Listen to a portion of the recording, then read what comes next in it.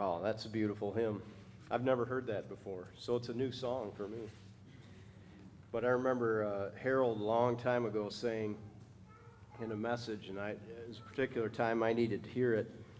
He said, your life and your problems are a little boat floating on an ocean of love.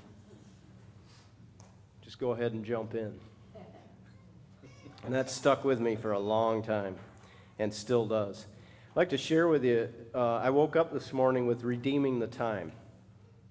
And that was a thought on my heart. And I'd like to share what I think the Lord would like to say to us. Ephesians 5, verse 11 and following says, "And have no fellowship with the unfruitful works of darkness, but rather expose them. For it's shameful even to speak of those things which are done by them in secret. But all things that are exposed are made manifest by the light.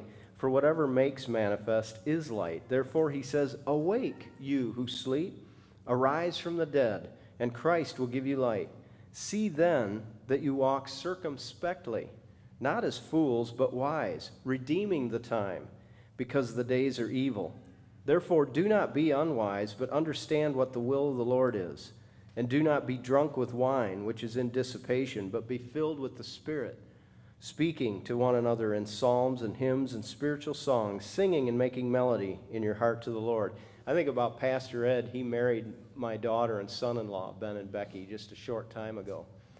And I got to talk with him, of course, in the wedding stuff and the rehearsal dinner and all those things. You get a chance to just sit and talk with somebody, and I'd never met Pastor Ed before.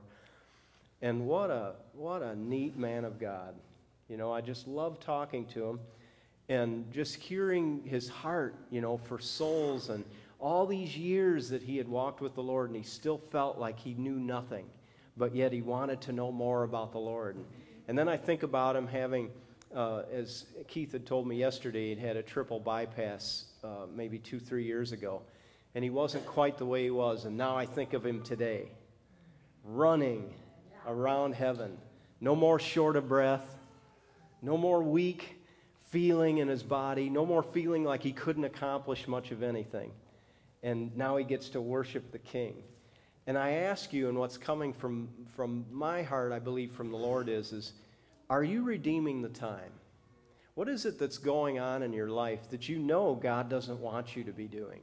You know it's a waste of time. Now, Pastor Ed's got to stand before Jesus.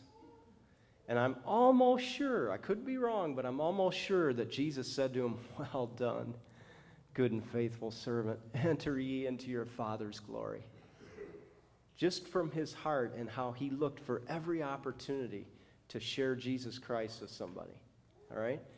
And I would ask you, if you died today, as a believer now, I'm talking to the believers.